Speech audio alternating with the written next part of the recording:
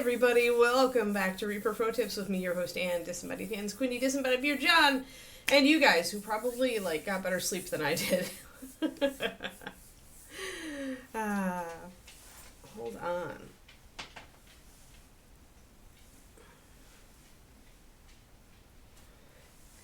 Yes, hello. Sorry, I tweaked my shoulder while I was asleep, and so you wake up with this stiff neck, stiff shoulder thing. So I was a little slow getting going today. Sorry for the late start. Let me get some of this crap out of my way. There. There we go. And we need some Death Knight Black. Quiddy's favorite. Very gothy. We'll finish up the base on Halfling, and then we will do...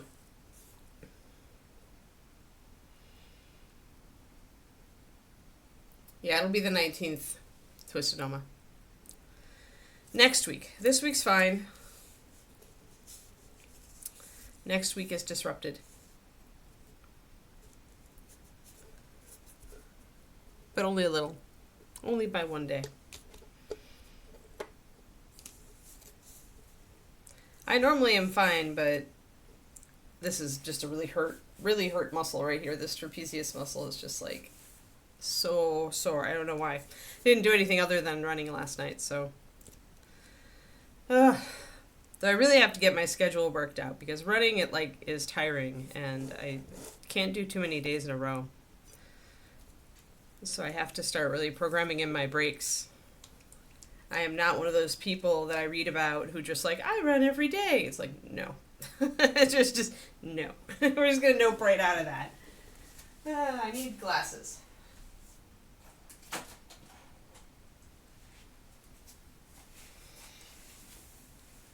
Because it turns out when you get older, you need more rest days. Hey there, Kiki. Kiki. I can hardly... turning this... My head this way hurts. I'm sorry, Papa. I'm sorry, I can only pet you one-handed. I cannot turn my whole attention to you because it hurts.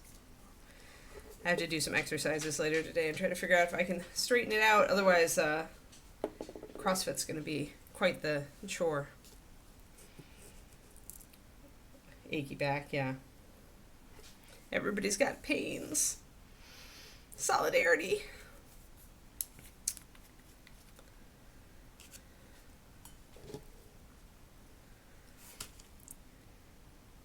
I tried to do more last night. I tried to go up to 45 seconds running and 30 seconds walking from 40 seconds running. And it actually made, it made a huge difference in, tiredness, and it didn't really help my speed. So I was okay, we're just going back down to 40-30. Maybe that's just how I'm going to do the 5K. Alright, Death Knight, Lemon Yellow.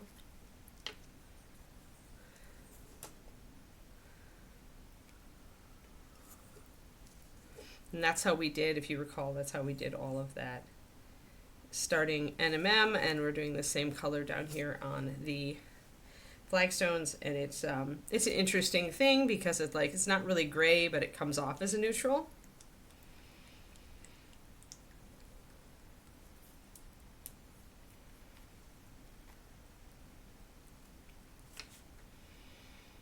Bloop. Okay, I'm gonna put some white in here, and I'm gonna mix up these colors to get a kind of a more neutral. So let's bring these. Let's put Mousy aside. Mousy gets to go aside for a second. For a little while. Let's back out. So those are my three colors. And then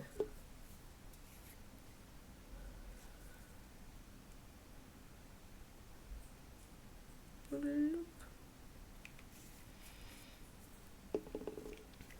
just going to mix these guys.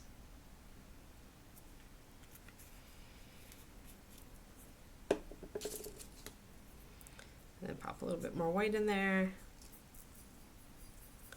And that'll give me a gray. What happens is that the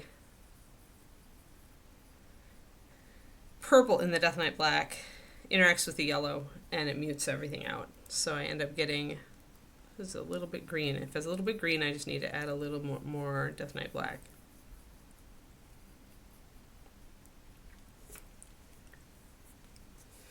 Just to get us a nice neutral. Base layer. I think I'm actually going to mix a little bit more Death Knight with some white in here. Take the yellow down a little bit, make it a little bit more cold. There we go.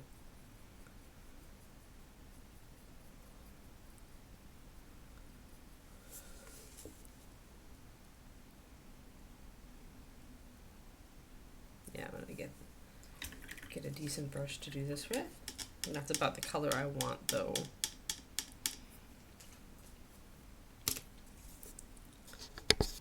I should check. Part of me wants to check the workout for CrossFit tonight to see if I'm going to be, if it's going to be a shoulder heavy workout.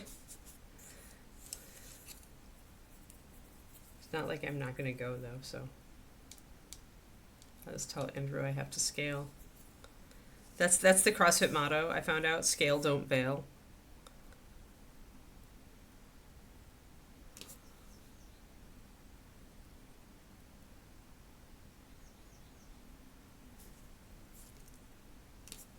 I thought that was pretty funny.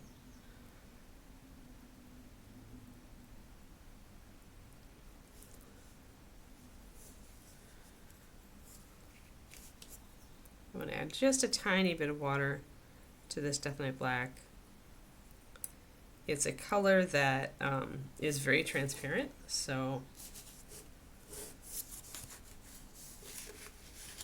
I don't want to hit it with too much water or it won't be useful in setting these darks for me. I may need to grab some black or some blue liner.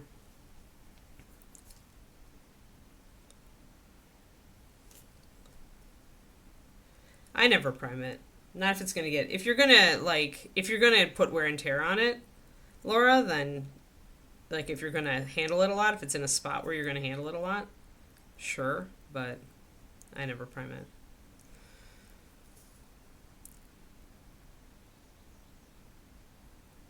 Like, honestly, guys, like resin and metal, but I don't prime like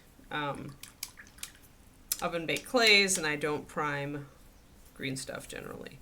Like I said, if it's in a spot that's going to get touched or handled a lot, sure, but these are display models. So if it's a gaming model, yeah, sure, prime your green stuff.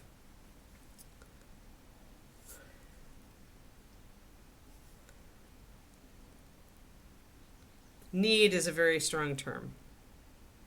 Will the paint stick better if you prime it? Sure. Will the paint like not stick at all if you don't prime it? No. So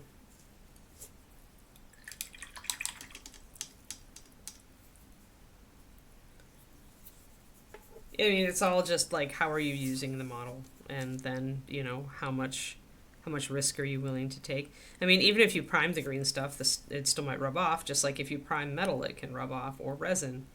So primer just helps.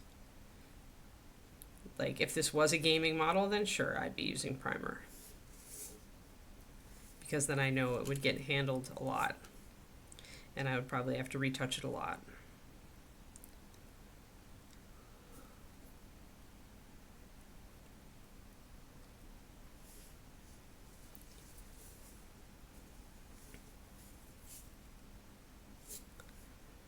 Derek Schubert, if you are watching this stream, or if you come to watch this stream at any other point, I am going to like glare at you slightly because of the book that you mailed me about running and writing, which was of course written by a Japanese guy who's living in Hawaii at the time he's writing the book, which only just makes me want to go to Hawaii really bad. So I'm officially glaring at you. I know he watches these VODs, so Derek sent me a book on running and writing. Writing and running. A writer who runs, or a runner who writes. I guess he's a writer who runs. It's very good. So far. I started it last night. But it's just making me want to go to Hawaii so bad.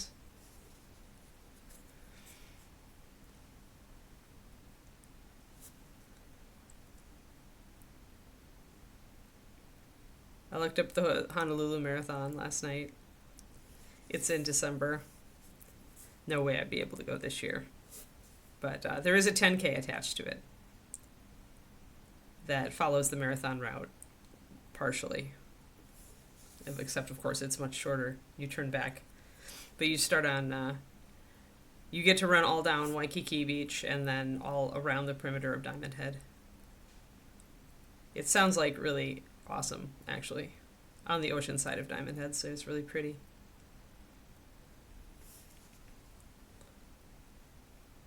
It's not a motivational book. It's kind of like just kind of...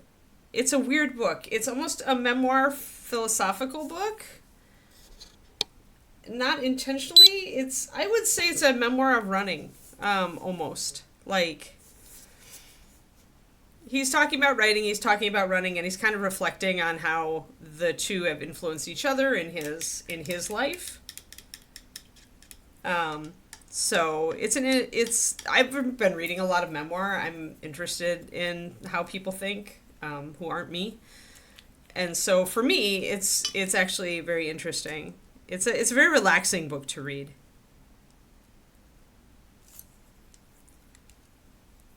He does a lot of mileage, though. Far more mileage than I do. Right now, anyway. But as I continually remind myself, I am currently building a base. In running, that the base is what you spend. You could spend years building your base. Like, you have to... It's interesting because, like, running and writing, both are a long game, to me. So, like, when you start writing, you don't expect to find success right away if you're realistic. You maybe don't even find success within the first many years. But hopefully, if you do the work and you work on your craft and you build your audience, eventually, you will meet the success that you are hoping for. Maybe not a huge success, but at least, a success on the level that you feel satisfied with it, right? Running is the same way. You start out walk running, doing low mileage, and you slowly build at that very low intensity, right? You aren't looking to get faster at any point, really. If you get faster, it's entirely just because you're building your cardio fitness, and it just happens. There you are. I knew he was there, Derek. So yeah, it's an interesting book because it does remind me that I have a long way to go to build a base. Like, this guy, there are people who talk about who do racing now, who do even when they're older, and they talk about how it took them like 10 years, like that they were running like in their early 50s, and then they actually got faster in their early 60s because they had built a base and were able to like it's then once you hit like 65 or sometimes your early 60s, you kind of go off a cliff and you can't you can't get faster anymore. You just get slower as you get older. So the challenge for me is to make, if I'm serious about this and I want to increase my cardio fitness, is to build my base effectively throughout my 50s to the point where I can, run decently, at least for a few years before I can no longer PR my old my old speeds.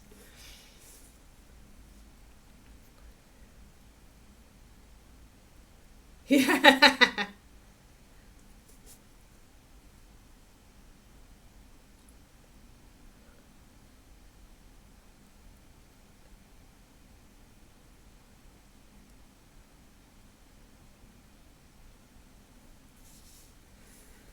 There's one bit of road with 5 lanes. Oh my gosh.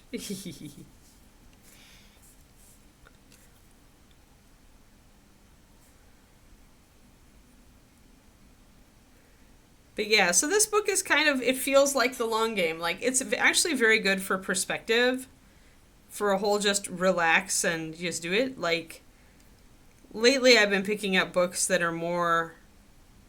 I'm still reading a couple, like, I've read one book. I like to look at the people who are still, like, running races in their 70s. Like, I like to read about those people. So I'm reading a fair number of those books, but I don't know still like how my running hobby is going to progress, right? I may decide that I just like to run to lose weight and I may just go out and do my 3 miles a day or whatever and never go anywhere from there. It really depends. It depends. Do I enjoy my first 5K, right? Um, is my competitive like urge, which I sit on so much, is that going to get a little triggered, by doing this stuff? Am I going to want to get better at running? Like, am I going to want to get faster?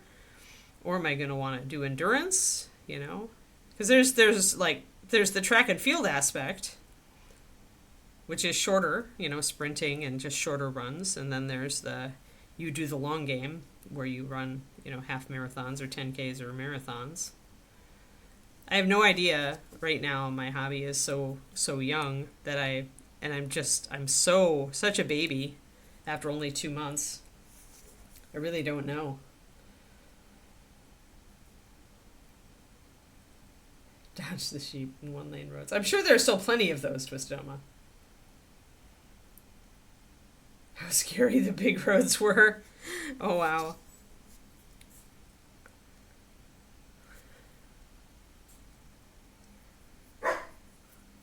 No, Keekers, that's enough. Settle down, bub. Kiki's like, I must guard the house. So just put down a base. Now I'm going to go and I'm going to block in my darks and then we'll resume really trying to give the feel that this is the light is coming from this direction. Yeah, I was going to say, I thought there was still plenty of small Scotland out there. Little roads. Little road Scotland. You just have to know where to look.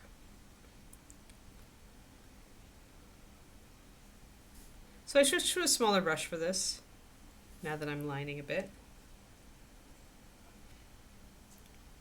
But yeah, so I'm reading all sorts of running books about, but a lot of the ones I'm picking up recently very much are focused on enjoying running. I had to look at myself last night and go, did you really enjoy that particular workout? And I didn't really. So I decided I was going to back off and go less running, not try to push myself to be running 1 minute and walking 30 seconds by the time of the 5K. I decided it was more important that I run the 5K and that I enjoy myself and that I have a good time and that I feel good afterwards. So I stopped pushing myself to go longer with the running.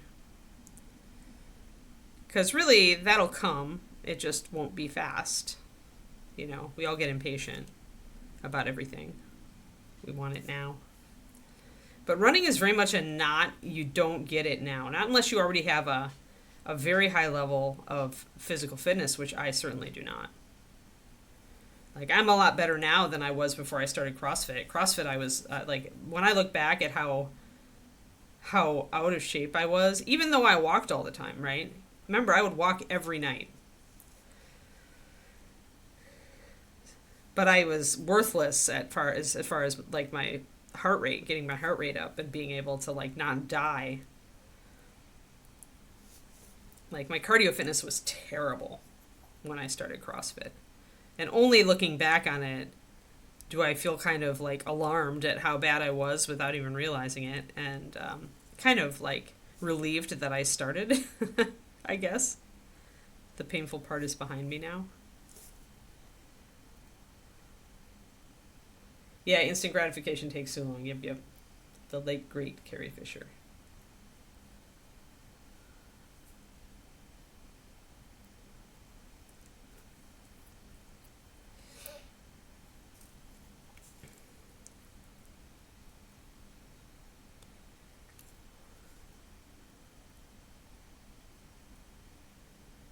But, so I'm starting to feel because the run I did the day before on Sunday was, I just did a mile. I did a mile as fast as I could, actually. And I had fun with that one. That was fun. So I think, from here on out, it's going to be am I still having fun? Does this feel good? That's going to be kind of my metric for how I progress with my running. And I'm not in a hurry. Like, I really am not. If I do a 10K and I have to run, walk, run it, then so be it, really. All right, we've got our lining, we've got our base. We're going to now take our lemon yellow. We're going to use white, but I'm going to add a little bit of lemon yellow. 1 to 3 miles. Yeah, 3 is what I'm aiming for because that's a 5K, right? If I could run a 5K every day and do it in, sub 45 minutes, that would be great. Like,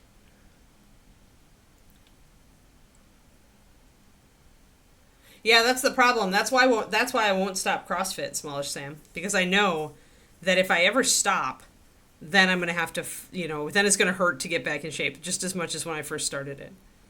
But, I mean, I would encourage you to do it just because it's good for you, right? Just because it's good for your life. But I understand the whole, oh my God, I couldn't go through that again kind of feeling. So we're going to go in with our Death Knight Black and we're going to start stippling some shadows on top of this. I'm going to maybe do a little bit of wet blending with my gray because I have that mixed up. But I want to get some of this shadow in here.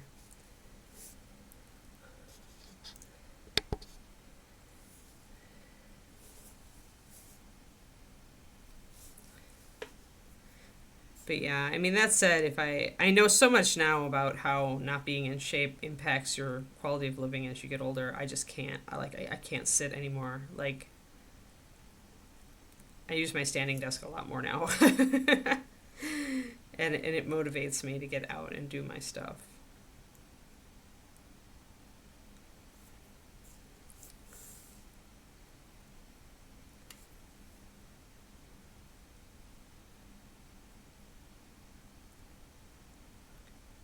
Mostly just because I'm really excited. Like, if I can keep really, really fit and sharp into my 80s, that means I can still be writing books when I'm 80. And that would be awesome. Gives me time to catch up with all the stuff that I should have written and never got to around to until recently.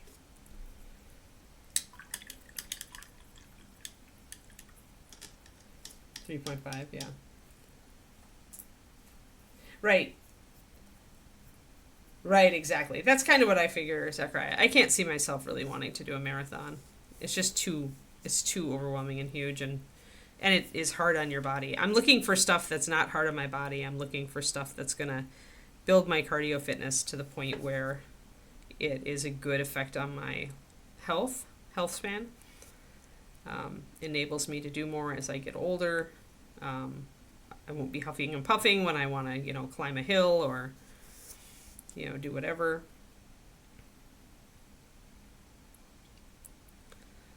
That's what I'm at. I'm not I don't think I'm going to get into it very competitively. I could be wrong. I have a competitive, urge that as I mentioned, I sit on regularly.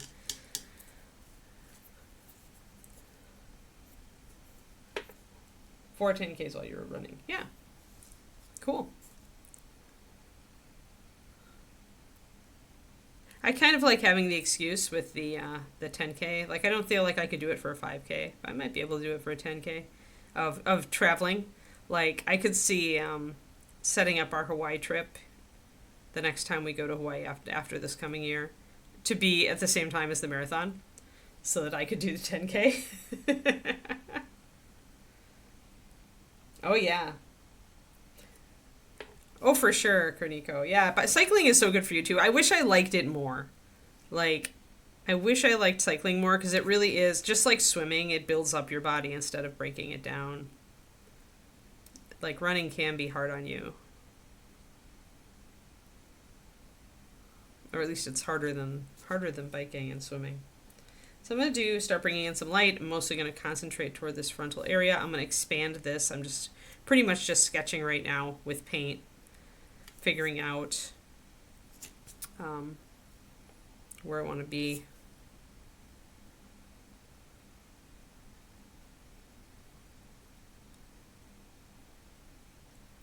I need to do shadows on the back, but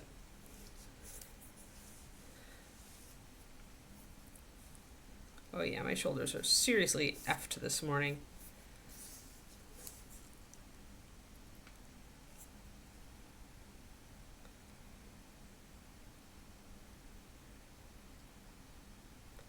I don't know what I did sleeping on them last night, but they were unhappy with me. And I'm probably going to have to do exercises before I take Kiki for a walk just to try to straighten them out.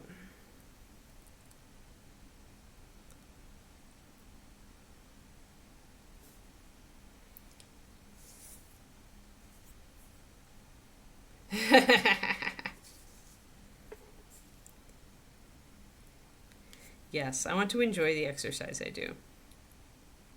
I always like looking forward to going out. Like I think in some ways I got into like an evil should mindset about the running. You know, you should try to improve. You should run a little farther today. You should do XYZ. When actually I was very, I'm much more excited about my running when I'm just going out and doing what I like that mile that I did. Then I'm happy to go out and do it. So I think I'm going to start kind of going that way a little bit more. I'll still do. I think it's still worth doing the longer runs, but slowing it down just a little. I still want to get in a good 45 minutes of zone 2. Which is lower cardio, but still giving you some foundation work. Oh no, Goose. Well, yeah, you have wildlife regularly impinging on your cycling, throwing obstacles at you, running across the course, trying to commit suicide by throwing themselves under your wheels. I can understand how cycling could be fraught when the wildlife is against you. So I'm just going to do a little bit of stippling there. Geese are serious business though, because they're big. I imagine they could be quite the speed bump. I think I've got too much yellow here. I'm going to actually mix up a white yellow that's 2/3 white and 1/3 lemon yellow. That's going to look more like that, and we're going to use that more like an ice yellow, I guess, and we'll use that to highlight these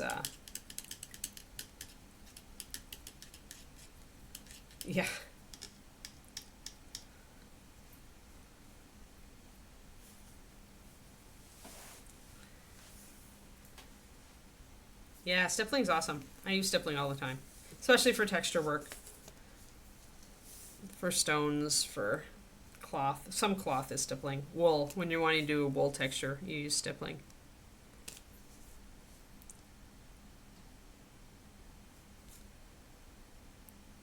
I forgot to make one of my videos public yesterday. Need to go do that today.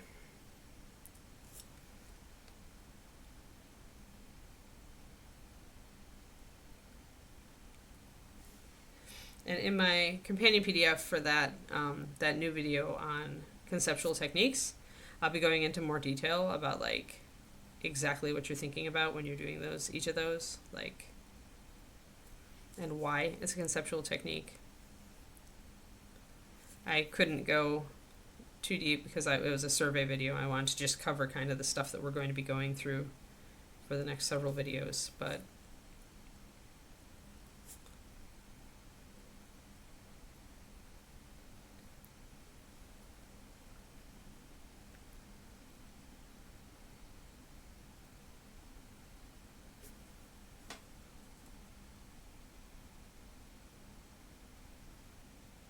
oh, skunk. Oh no.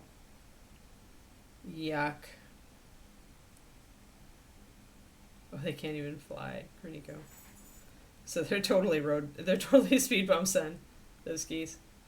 Yeah, Zachariah, that sounds horrendous. Yeah, you don't have to have a specific brush for stippling.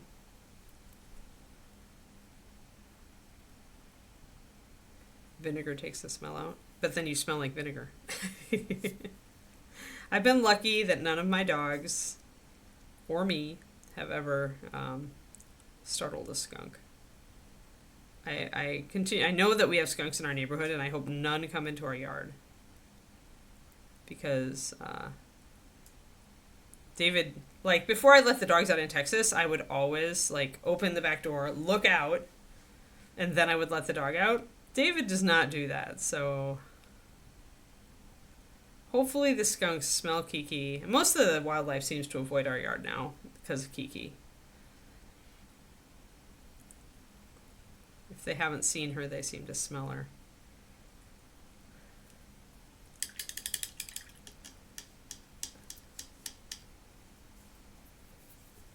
Just normal white vinegar, Zachariah.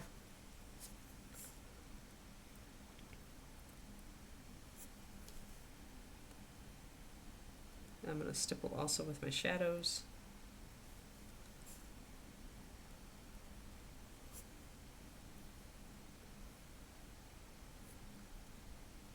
Normal cheap vinegar sold by the judge. Yeah, white vinegar.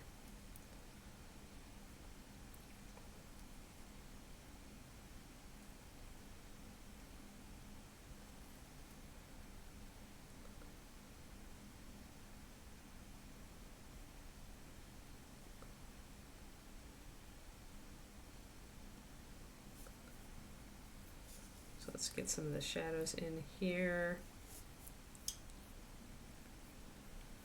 I'm gonna add a little bit more water to my Death Knight Black because I want to be able to stipple a little bit better with it without it being too bold. But yeah, I mean,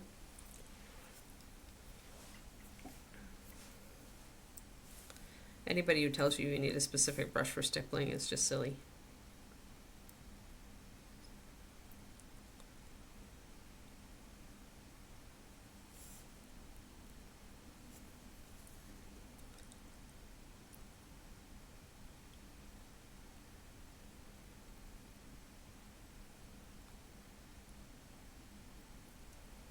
Just going to paint the back edge here pretty dark.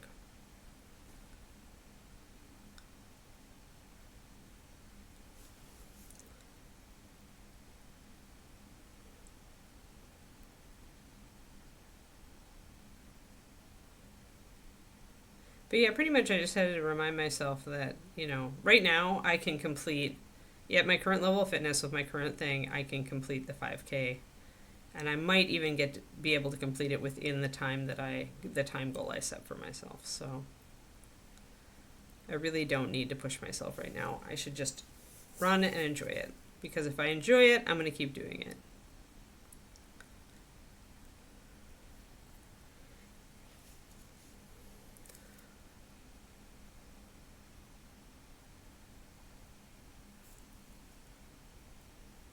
Yeah, we smell them regularly in our neighborhood. And I saw one. I've seen one once.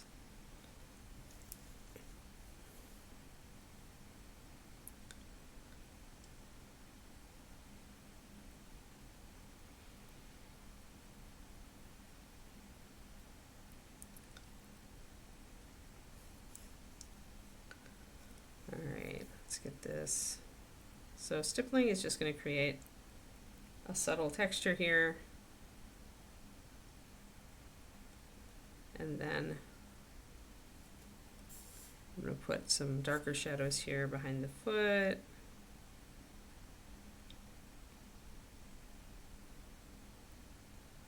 Behind this foot. I feel like this is probably too much. I'm going to black out some of that. The shadow of the halfling should go back.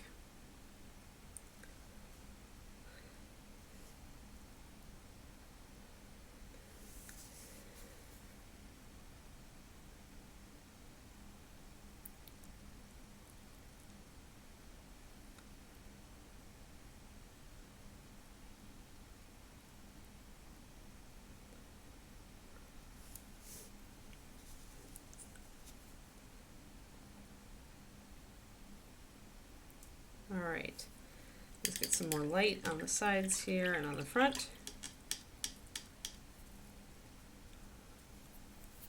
Front's actually looking pretty good, but we'll get the sides done in here. Oh, except I put my shadow in the wrong place. So I'm sitting here looking behind the model, and actually it needs to be a little bit more that way. Oops, oh well, that's fine. We can just reverse what we did.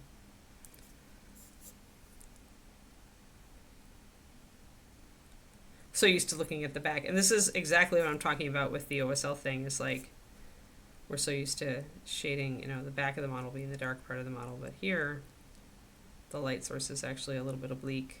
You have to keep it in mind, or like me, you'll end up making a shadow that you then have to wipe out, because actually the shadow should be behind him that way.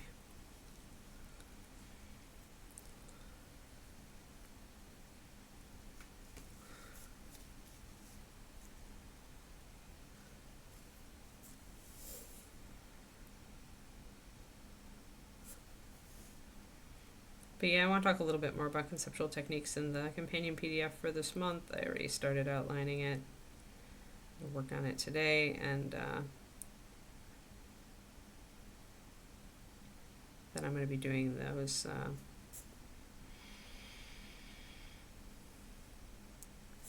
Army Painter Metallics for the $5 PDF.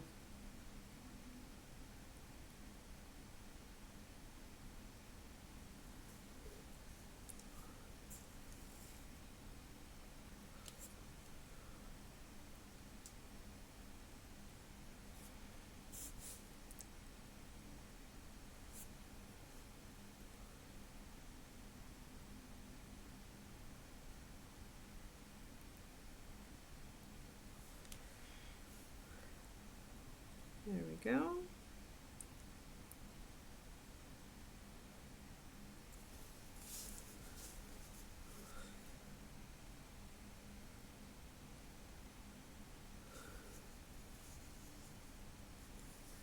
I'm going to pick up just a little bit. I'm going to darken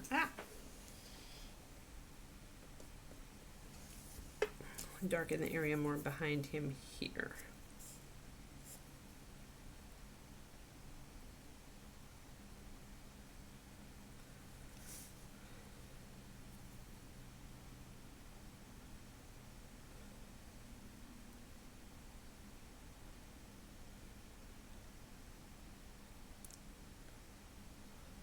There we go.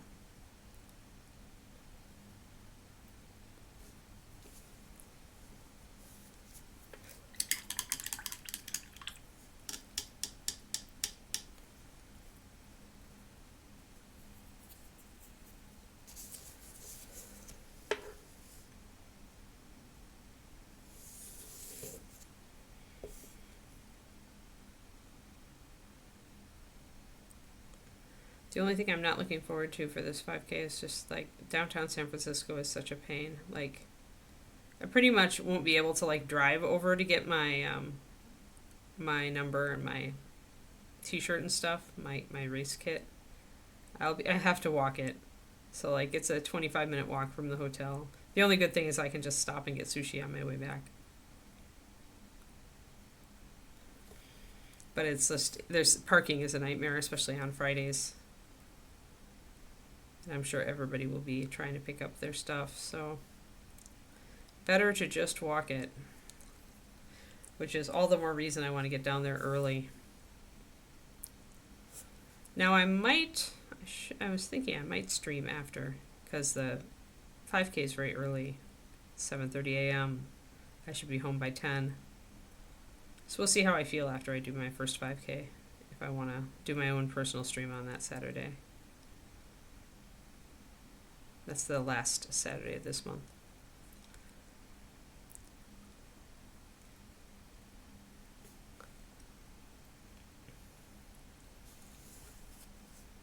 Yeah, driving in San Francisco, yep.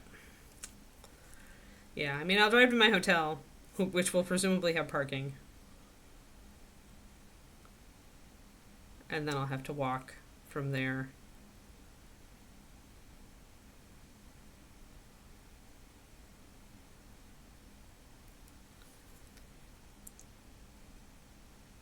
To get my stuff. And then I'll be walking to the race start the next morning, but I was planning to do that, so get to walk through the Presidio for that, which is pretty.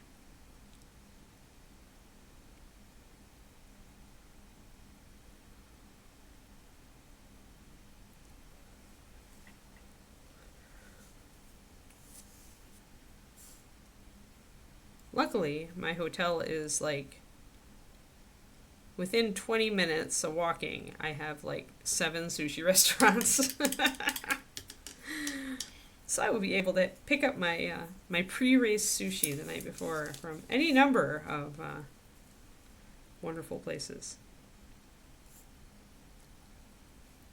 Oh, the checkout time for the hotel isn't until 11, so I'm going to just leave my stuff in the hotel, go to the race, run the race, go back to the hotel, take a shower, check out. That's the nice thing about an early race. It's like,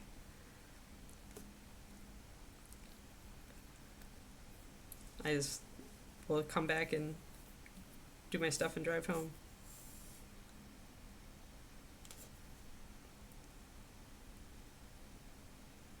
Maybe have brunch if I haven't like eaten a lot before the race.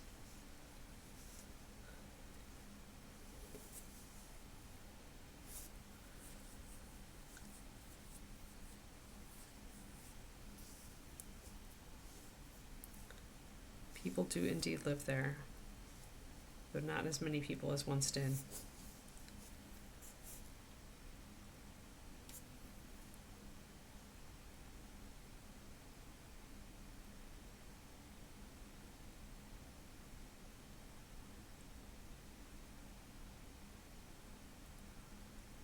Okay, just tightening up a little bit of this. Let's kind of see if I aim this. Yeah, I think I need a little bit more light in here. The rest of this looks pretty good, actually.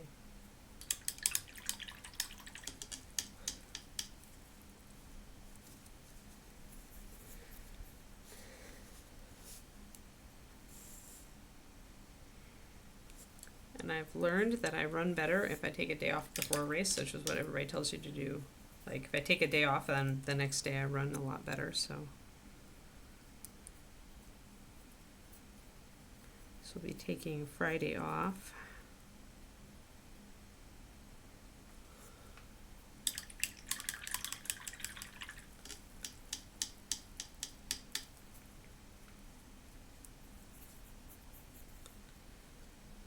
Alrighty, I'm gonna back up.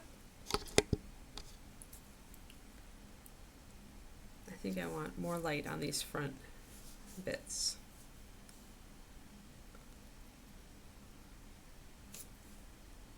Including on the fur, and the toesies.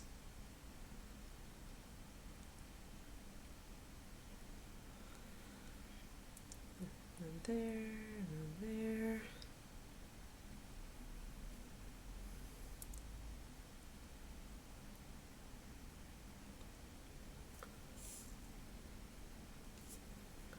Yeah, it's funny. I'm actually the reverse case. Post during and after COVID, most Californians from my area moved to Texas, and I did the opposite.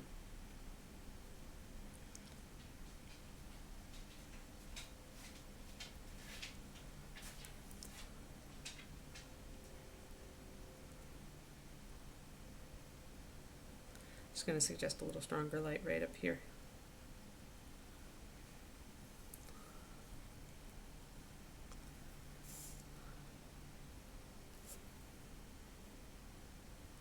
Oh, one thing about the Honolulu Marathon, it starts at 5 a.m.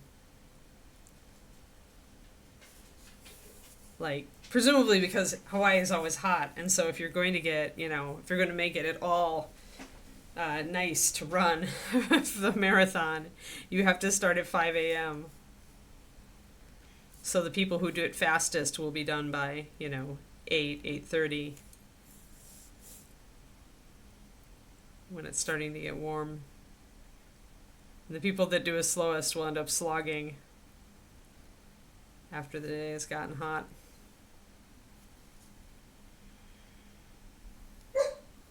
Papa, what you doing?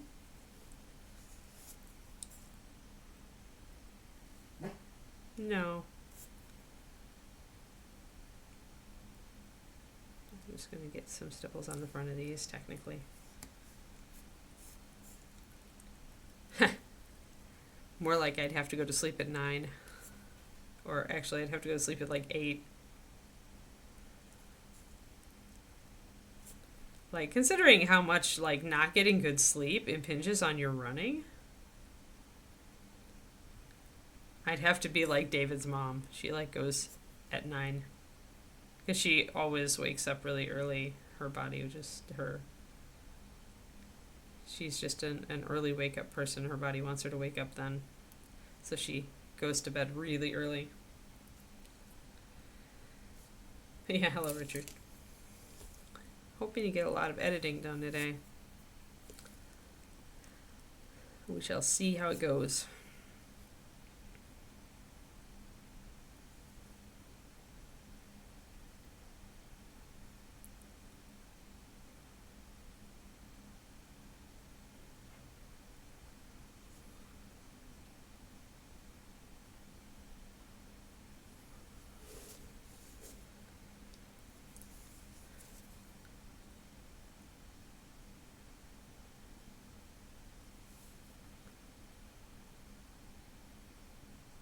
I've been studying romance writing, Kerniko, so that I can bring you a satisfying werewolf paladin romance. Story beats are slightly different with romance, so I'm like, I had better be competent at this, or Kerniko will be very disappointed in me.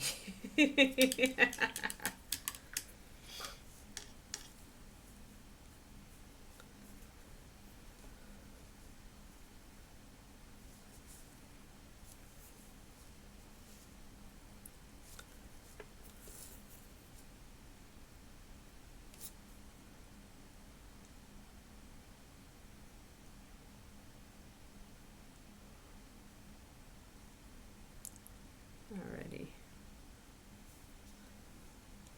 There we are. Let's get it at the back. Oh, nice.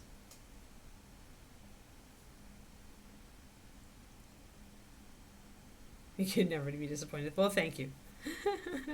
My parents will make up for that. Mostly my dad.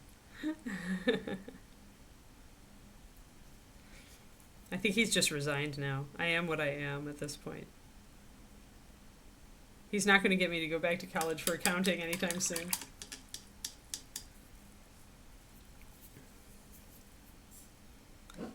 Nice. We bought a lamp, but not for painting, for reading, because we got chairs. New chairs for our living room. They are actually very comfy to read in. I've been reading in. I knitted in them the night before, and then I read in one last night.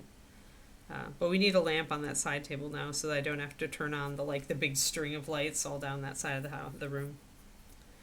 I just want a little light. So David bought a lamp last night. Alrighty, I think we're good. Let me just turn around. Yeah, we got, they're very mid-century modern. They suit the house. So they are pretty styling, actually. Let's see, hold on.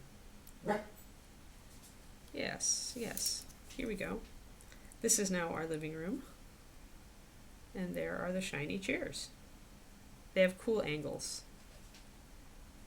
And the little armrests are actually cool. They have a little smooth, a little bit of a ridge that comes up on the outside, so they're comfortable to set your arms on. Yeah, so they're nice, and they totally match the carpet. And you can see our miniatures cases in the background.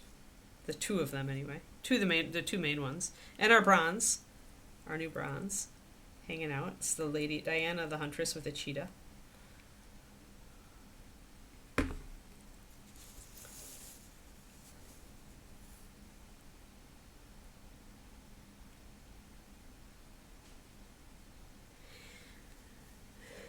Yeah. Yeah, I wasn't looking for a higher chair, but I get how low stuff is hard to get out of. So I figured that's why I've been working out, so I can get out of chairs like that. I think we're good, guys. I think we just have to sign little halfling dude on the bottom. So here he is, all in his halflingish glory.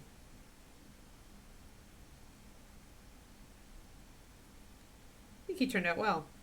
So we did the underpainting and glazing with him, and it worked quite well.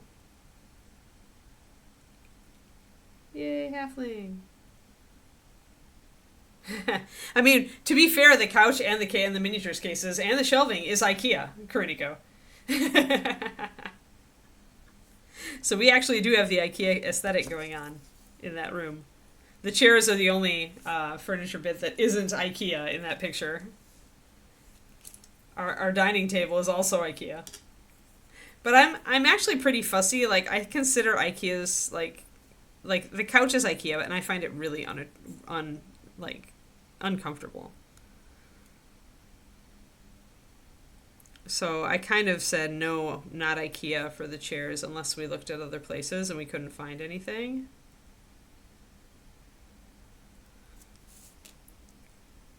Because the couch is it's not comfortable for me at all. In fact, it kind of wrecks my back. We found that out when I moved in. The couch was useless to me.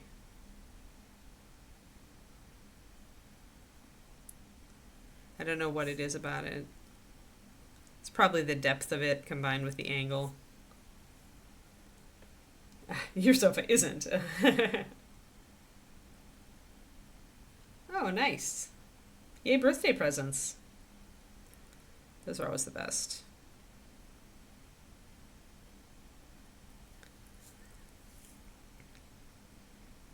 Free lamp is best lamp.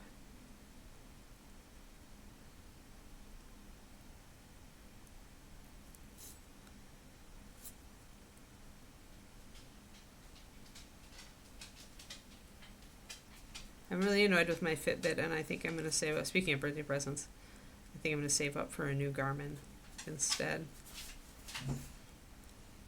Fitbit has just not been making me happy lately.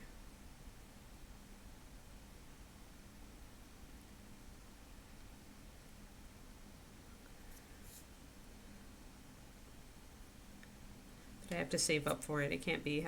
My birthday is past, so no more birthday presents. I suppose I could ask David for one for Christmas, but he bought me the Fitbit. So, it seems bad to say, "Hey, honey, I've grown to hate the watch you got me. Please buy me a Garmin." Yeah, the Fitbit app is so broken. I really hate it. It doesn't tell me what my max heart rate was for a workout anymore or anything, Quindy. And I keep track of that stuff. So now, and my Fitbit used to be where when my workout was over, it would just stay on the data screen until I clicked it off, even if I was just kind of doing other stuff and moving around. But now that screen automatically turns off after a minute. So I have to write down everything right away. Because I keep track of my average heart rate and my top heart rate. It's just really, and then there's nowhere can I get that information. For some reason, they've decided decided that's not important information. They just give you the chart, but the chart doesn't give you what the number is. It's really, really obnoxious. Even David, who works for the Googs, admitted that the general consensus is that Fitbit has gone downhill since it was bought by Googs.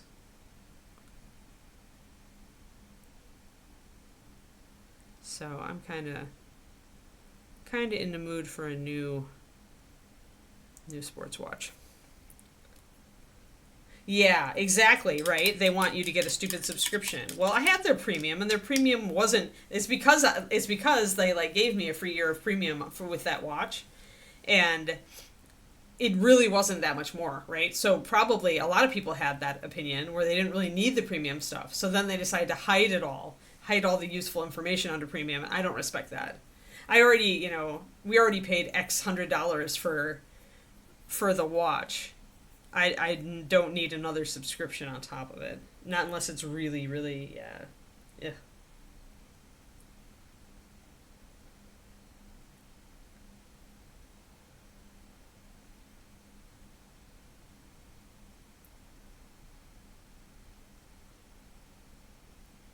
Yeah, they're not getting subscription bucks out of me. Not for a substandard product. Yeah, I agree. Yes, Quindy up in arms. Roar! All right, so there we go. We've got our little signage. He's a cute little guy. He worked out well. Excellent. All right. What do we got? We've got about an hour, a half hour left. I think that means I'm going to be doing a little tombstone up here, and that means I need my green stuff. I thought about doing cosplay for this though. I suppose I could.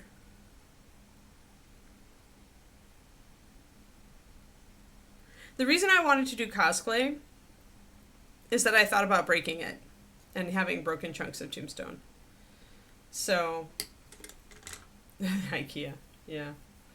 Yeah, I just find a lot of their furniture really uncomfortable, but I love their bookshelves and stuff. Cosplay.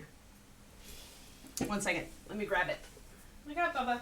Look out. Yeah, I gotta get my cosplay, Bubs. She's like, I don't want to stand up. You didn't have to, but you were underfoot.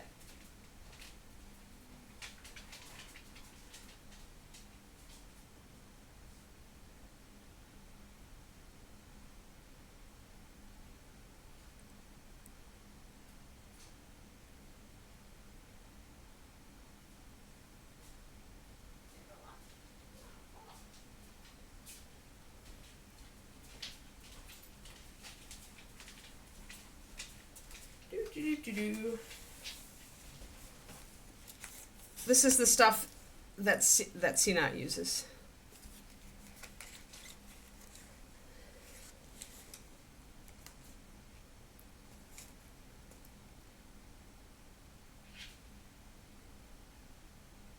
Yeah.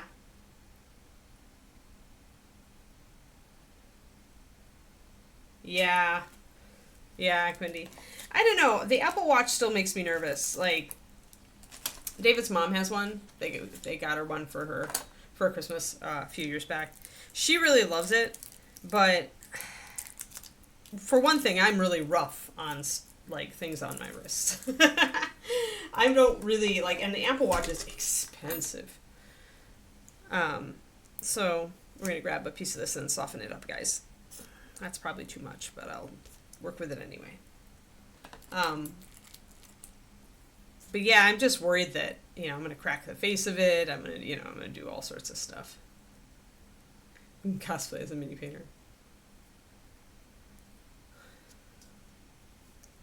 It would be a very different stream. So just like Sculpey, you got to knead this stuff up to make it flexible and softer. But I was just working with it the other day, so I actually have a piece that isn't too stiff.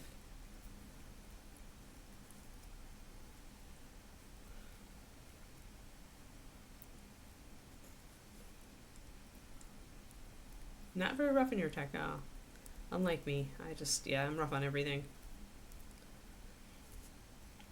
But yeah, I really have been looking at the Garmin's and kind of drooling a little bit. They're also supposed to have the most accurate heart rate monitors, which is, that's why I use the dang things, is for the heart rate monitor for the most part.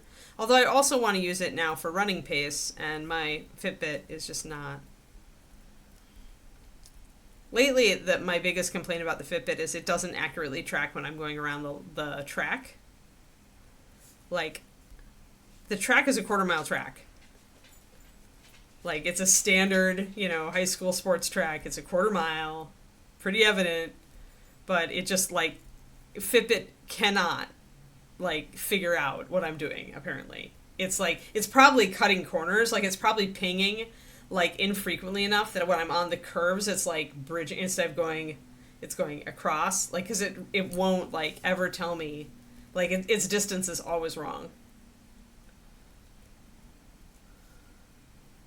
Yeah, and so then if I can't get accuracy out of it, and it won't save my max heart rate and stuff like that, and it's not that accurate with heart rate anyway, why should I keep this Fitbit other than that I like the app, right? But I can still track my food on the app. I like the app for food tracking because it tells me my macros, right? It tells me my percentage of protein, carbs, and fat. And that's what I want every day, is I want to be able to track that just loosely. Um, yeah. Yeah, and step counting, right? But any watch will do that these days. Your phone does that, although not as well. Okay, now I've got this nice and soft. I want to grab a piece of plastic and roll this out smooth for a tombstone-y type plate over the top here. I just can use a paint bottle for that, honestly. Don't need any special rollers or anything. Right. Yeah. Oh, they have it as a paid feature? Yeah. And macro tracking is still a free feature on the Fitbit. If Fitbit turned around and made it a paid feature, then I would be out for good. I would just I would rather give money to Garmin at that point than give any more money to Fitbit. Yeah, don't tell Fitbit, they'll hide that too. Exactly. Yeah, because I want that. I want that macro tracking. Because I depend on, I need it for my protein.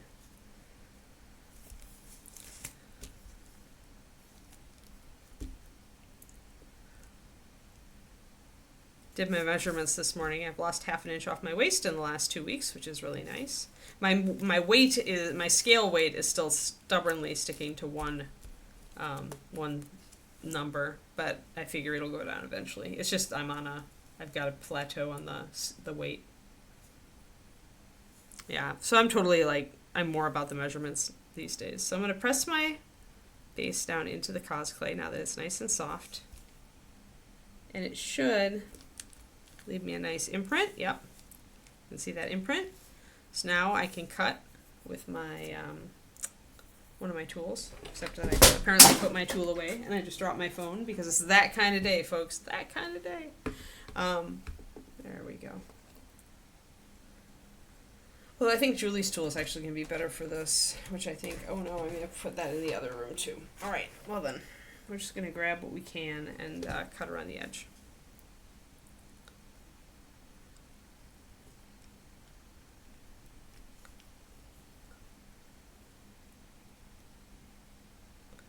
Just going to kind of draw it.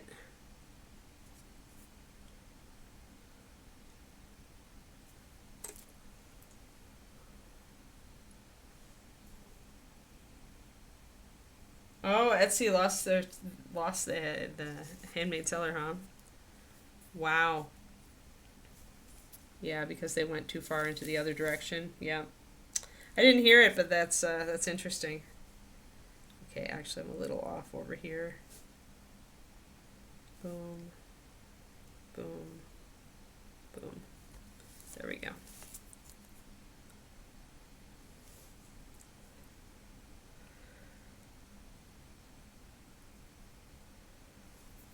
Yeah, that's a real shame. Well, although it does, it opens the way for another marketplace to take Etsy's niche. Is there anything? Anybody know? Is there another handmade goods marketplace out there that's trying to compete that way? Because that would be that's the opening, right, for... So I'm just drawing my outline, then my cut. And obviously I don't need this to be perfect.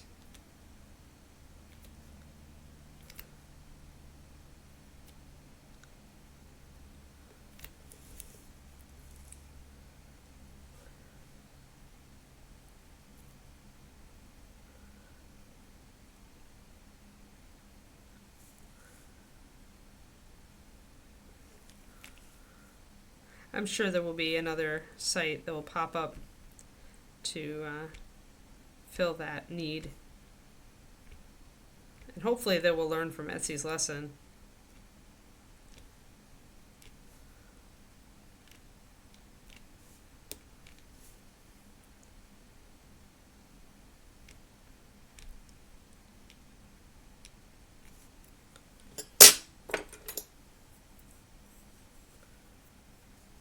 Yeah, that'd be good to know,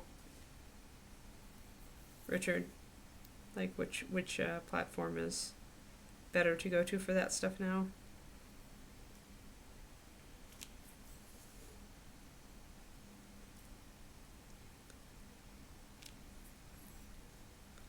It's sad when, I mean, it's just like, you know what that is, though? That's totally, people start Etsy with the best of intentions because they want to promote handmade goods. Etsy gets big, then it gets like sold to a corporation that goes public with it, or the other way around. And suddenly corporate America is in charge now, and they only care about the bottom line. This is why Ed never wanted Reaper to go public. So we get cut out our little tombstone. Yeah, I stopped using it for 3D prints because it was already becoming a crapshoot, and then we got a printer. But oh, she's actually started her own web shop. Oh, I see. I mean, everybody, direct sales are the thing, right? But the thing it can, I mean, if you've made your reputation, then direct sales can be good for you. But if you, the thing that sites like Etsy are good for is getting an audience in the first place. But yeah, if she's got an audience, then absolutely starting direct sales is the way to go these days if you've got an audience. Even writers these days. If I do an audiobook, I don't know if I even want to put it on Audible. I might just do it. BookFunnel has audiobook fulfillment now, so I could actually do. I could also look at bookshop.org. That might be the way to do it. But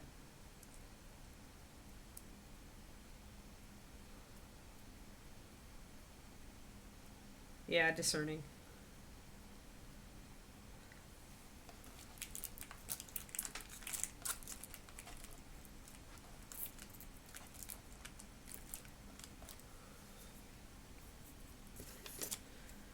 Okay, now I'm going to trim this up, make these little slicey marks go away by just patting and shaping with my tool here.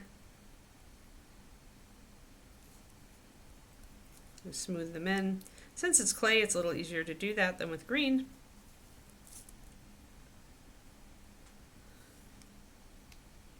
Yeah, that just involves a lot of travel, the local market thing.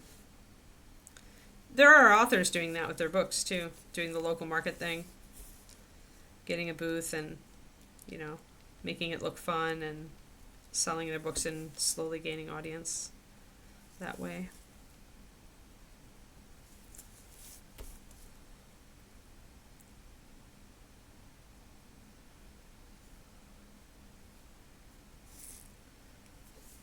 Now I'm gonna I just want to get all these little threads and stuff kind of patted in, and then I'll essentially use a texture tool.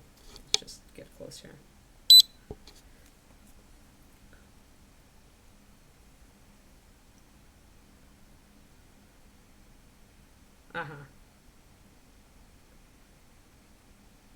For what it's worth, Kuro, if you order straight from Moonlight from her her Etsy shop, her prints are really high level. They have an industrial printer, so they're really good. Better than our printer could do, actually.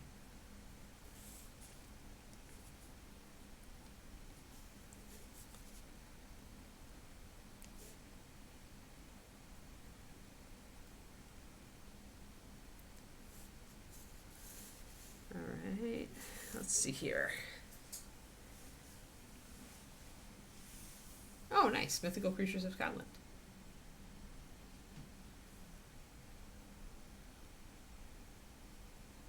Yeah, I mean, it's a very slow way to build rain, and it still depends.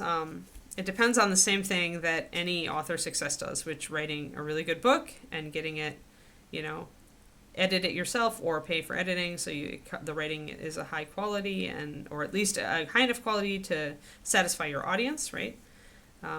But putting out a great story is really, and you know, you at least need to look semi-professional with your cover.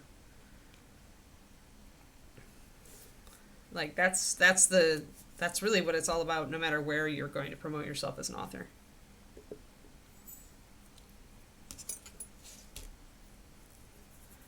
Oh, the postage is scarily high? Yeah, okay. Yeah, postage is awful these days, actually. I just finished, the other day I was on USPS.com looking at rates for flat rate boxes, and I was shocked at how much it is now. Like, just totally, like, insanely high.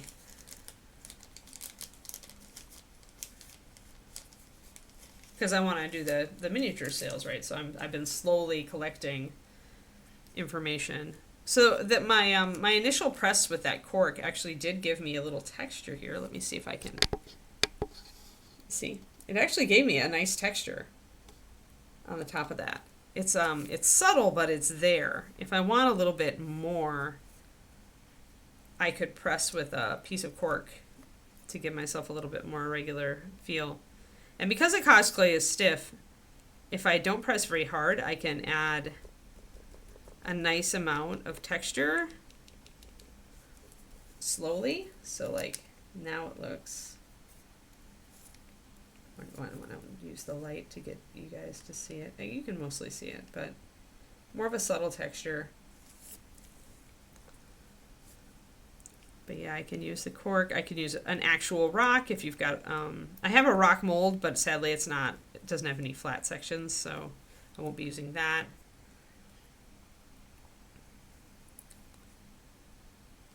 I just want a little bit more. I can take this particular piece of cork and I can press down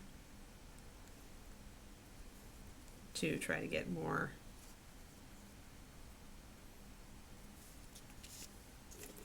More texture. Oh yeah.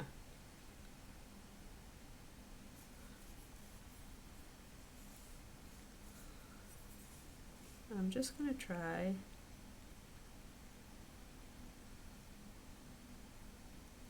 to use the tip of my X-Acto knife to do a very thin line, very thin crack.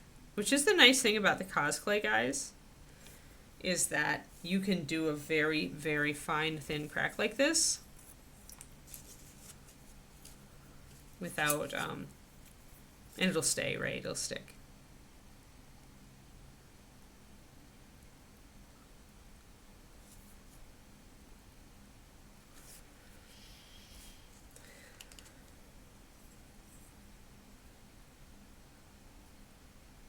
Disbelieve all the vids on YouTube.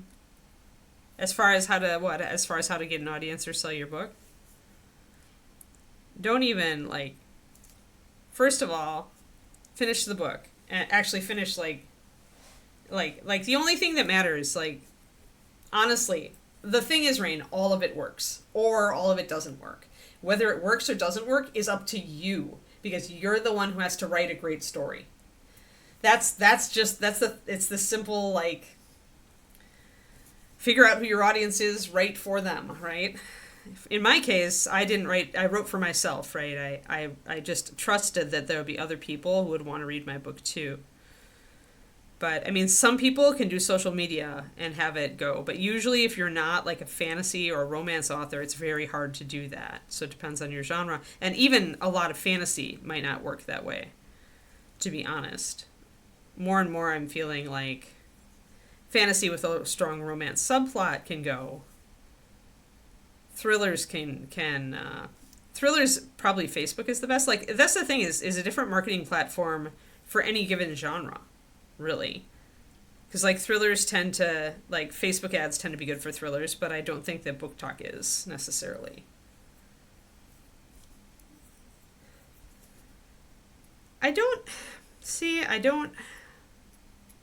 It's not, okay, so I'm gonna like say for me, it's not hard, it just takes time and effort.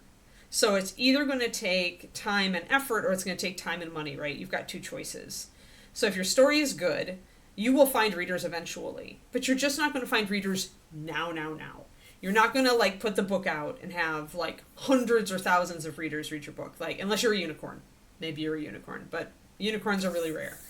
So, like, for me, I'm only selling maybe 10, 12 books a month right now, but I'm fine with that. Like, that means that by the time my new book comes out, I'll have gotten like 100 more readers and maybe half of them will buy my new book. That's 50 sales right away. It's taking me a long time, but that's okay. You don't have to be in a hurry when you indie publish. Your book isn't going to get old. New people can discover your book every day. So I don't think it's necessarily hard. If you've written a good book, I don't think it's hard. If you've got a good cover, good blurb, and you have a good story, it just takes time.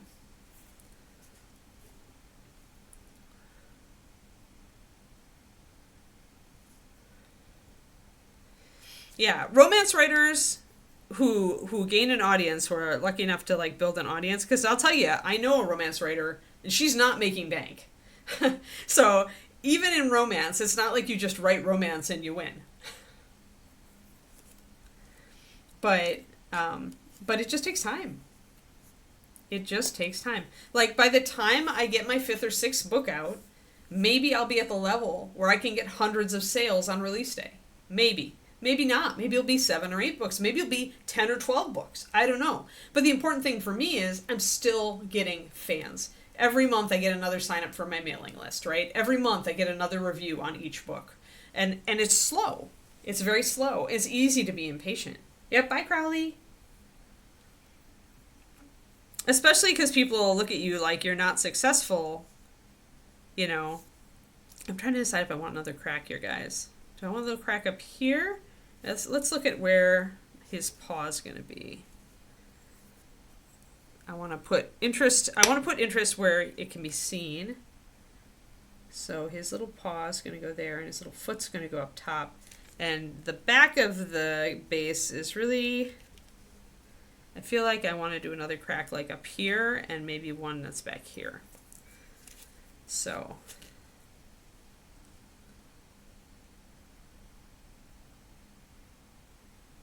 Yes.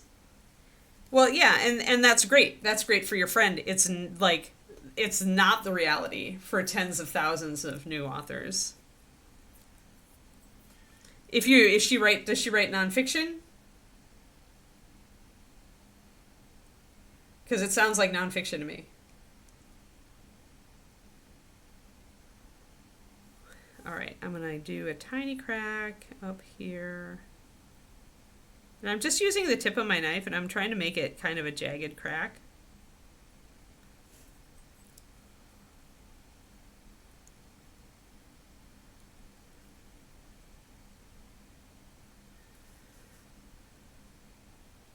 And I think I want to do and break off this end here.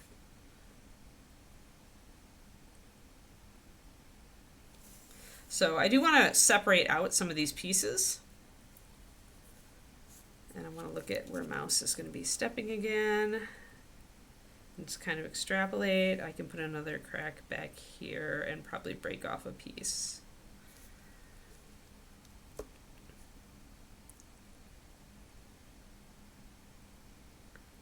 Like that.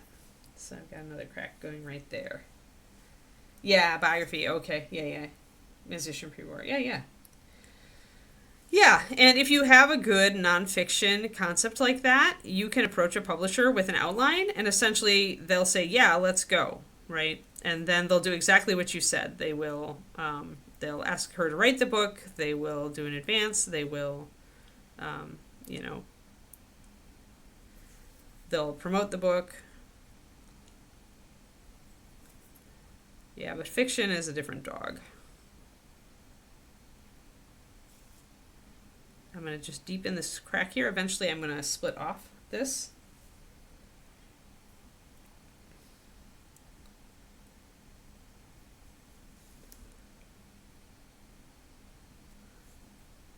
But yeah, I mean, the best thing I can say, Rain, is get the book out there. And then just work on it. Like, I was stressed about my sales, and I was really into it for the first year. And then I just settled into this great rhythm where I am now, where I'm not in a hurry, and I have faith that the readers will come, because the readers have been coming, a few, like I said, a few every month. And they find my book, and they read both most of the time. So I'm finding readers, and as I get more books out, that's when it really starts to have a chance to take off, is when you get more books out in a series for fiction or genre writers.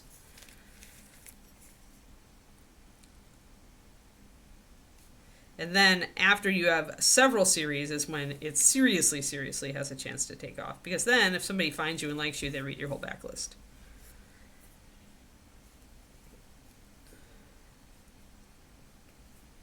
Oh yeah, that was very lucky, Richard.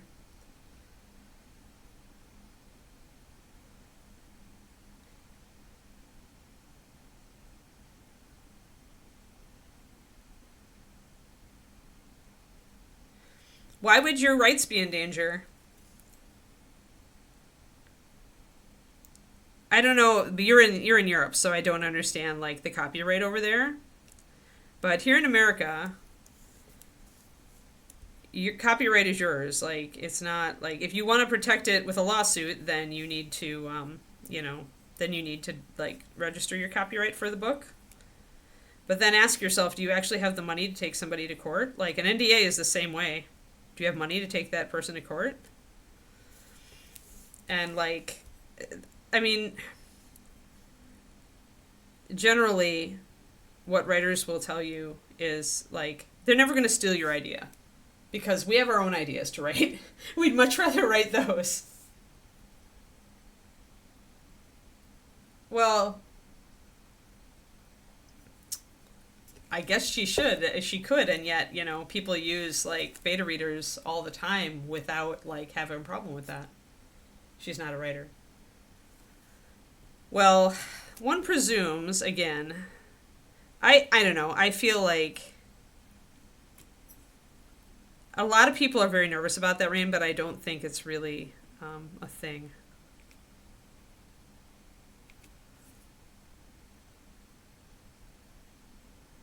But I mean, if you feel it's a thing, then it's valid for you.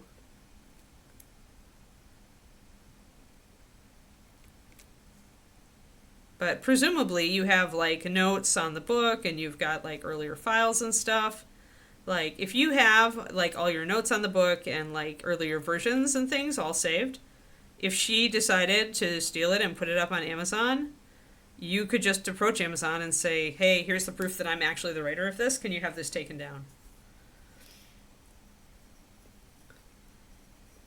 I think a lot of writers get way over the top with that. Like, I don't think it's necessary. If you are going to get reviews out the gate, then you've got to, like, have people giving you feedback. And I guess it's up to you. It's up to you how you want to proceed then. But if no one will read your book because you're requiring an NDA when 99.9% of writers trying to get people to read their books aren't, then yeah, it's going to be harder. It's going to be harder.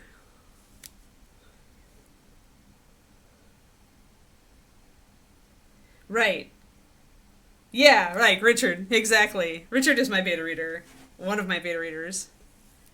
And I trust him not to steal my book, right? I think it is harder when you're dealing with strangers. Like I have no urge to use like places like Book Sirens. Although I might for the honestly for the romance, I might actually use Book Sirens. I might try it out. Even though they say that, you know, it's very common for books to get ripped off and put up, not even by the readers, by the way, but just by lurkers on there who are just trying to do that kind of thing. So it'll be interesting to see if I do it or not.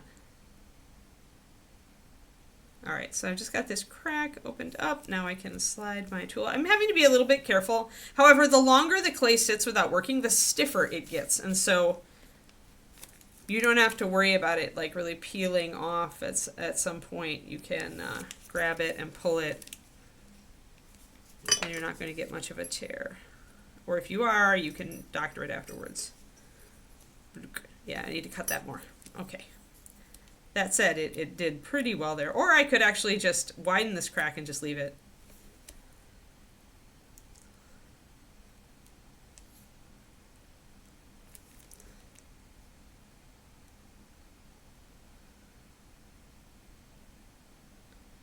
Yeah, writers and NDAs. Oof. Yeah, but remember, not everybody on YouTube is like your standard person either. I can see if you're a big name writer using an NDA, but if you're nobody and you're just like desperately needing people to read your book and give feedback on it, that's different. But yeah, again, it's up to you. It's up to you what you're comfortable with. It's just going to make it harder for you a little bit to find betas. I'm going to keep this as just a crack. I'm going to widen it just a little bit, I think.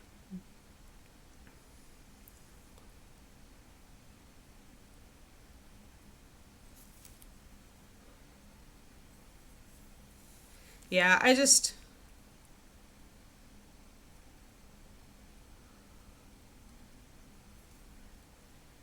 It can be hard when you're starting out. As you get, like, books out, then you can often find people who will... Like, if you're on an author community, a lot of times authors might trade betas. So, like, an author in your genre might need a beta reader, you need a beta reader, so you both decide to trade, like, you read their book and give feedback, and they read yours and give feedback, right? And that's totally... That's maybe a little bit better because you're, like, you know, you've been interacting with them on the platform.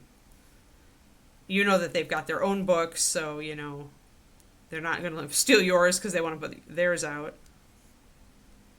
But overall, I think that the oh my gosh, somebody might steal my book thing, although valid when it comes to Chinese, you know, or other nationals, like just trying to grab stuff and put it up on Amazon, I don't see it happening that often. I don't know. Even the thing where, like, Royal Road is supposed to be infamous for, like, put your thing up on there and somebody illicit is going to yank it and put it up on Amazon as their own book. And yet, you know, I read, like, lots of stories on there, and none of these people are having that problem, except I found one person of all of the fictions I've read a bit of who actually had a problem with that. So I don't know. Sometimes I feel like the danger is overstated, but it can still happen. So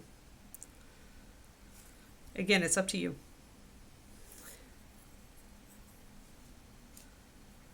Oh, I'll peel it off. No, you never want to bake on plastic. I usually put it on a tin foil or a baking paper, a bit of parchment. I'm just working on the plastic because it's so easy to peel it off the plastic. And it made it easy to roll it. And I've got so many of these freaking bags that, you know, I don't mind just using this. So, yes, it's much easier to peel it off of this than off of something else. I could have, if I was smart, and I used to do this with Sculpey, but I would actually sculpt the piece on a piece of parchment. And then I just put the parchment on a pan and put the pan in the oven, and there you go. This cosplay stuff is interesting because it doesn't bake as quickly as Sculpey, but it doesn't off-gas like Sculpey. So now I'm going to go up here and crimp this in. Oh, we're actually at the... No, I wouldn't bake it on the plastic. No, it's entirely just because the plastic makes it very easy to roll smooth by doing the flip over, and because it's so easy to peel off. I got in the habit with green stuff, so... Well, we won't be able to necessarily finish this. I can probably do a real quick punch.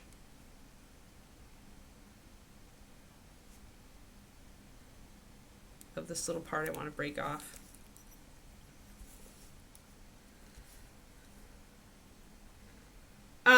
You don't, the point is with this stuff, Twistoma, is that you don't have to use a toaster oven, but I did actually go looking for a toaster oven the other day, and they're just too expensive to bother with just for this. I baked a base, some portions of this in my oven recently, and there was no fumes and no off-gassing at all. And it was 30 minutes at like 230 degrees or whatever. So it took a little longer to bake, but it was fine.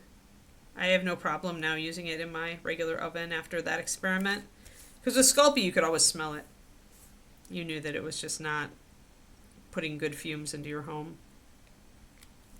There. So just punch that. And I've got a little bit more of a beat up chunk to bring out. And I'm probably going to take my knife and carve this and chunk it up even more. I'm going to take that little piece out too. Once I've got it baked, I can do more weathering on it, more carving and chunking up. So I can do that. So I think that I like this so far. If I decide to put like a carved cross that's shattered on this, I'll do it, I think, with green stuff after the fact. But yeah, so far I like it. I mean, like I said, it takes a little longer to bake. Like Sculpey, I think, is 15 minutes per 1/4 inch thickness, and this is half an hour. But like I said, I couldn't discern any weird smells or anything, and it worked just fine.